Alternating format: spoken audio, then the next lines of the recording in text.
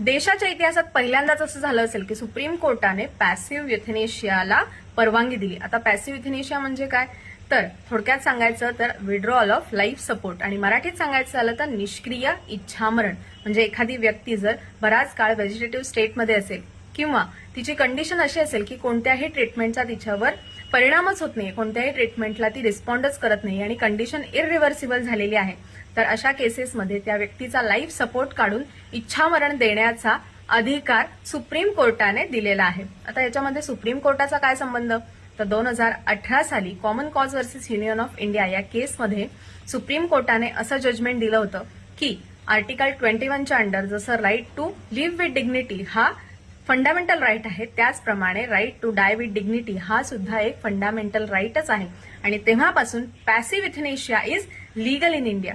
याच केसच्या आधारावरती हरीश राणाच्या आई वडिलांनी दिल्ली हायकोर्टामध्ये केस केली, जी डिसमिस करण्यात आली आणि त्यांनी त्याच्याविरुद्ध सुप्रीम कोर्टामध्ये पिटिशन दाखल केली की त्यांचा मुलगा हरीश राणा याला इच्छामरण देण्यात यावे. आता केस काय होती, तर हरीश राणा 2013 साली 4थ्या मजल्यावरून खाली पडला आणि त्याच्या मेंदूला मार लागल्यामुळे तो तेव्हापासून व्हेजिटेटिव्ह स्टेटमध्ये होता आत्तापर्यंत आणि त्यासाठी त्याच्या पॅरेंट्सना खूप खर्च आला होता. त्यामुळे त्यांनी सुप्रीम कोर्टामध्ये पिटिशन दाखल केली की हरीश राणाला इच्छामरण देण्यात यावं आणि याच केसवरती निकाल देत सुप्रीम कोर्टाने पॅसिव्ह युथेनेशियाला परवानगी दिली.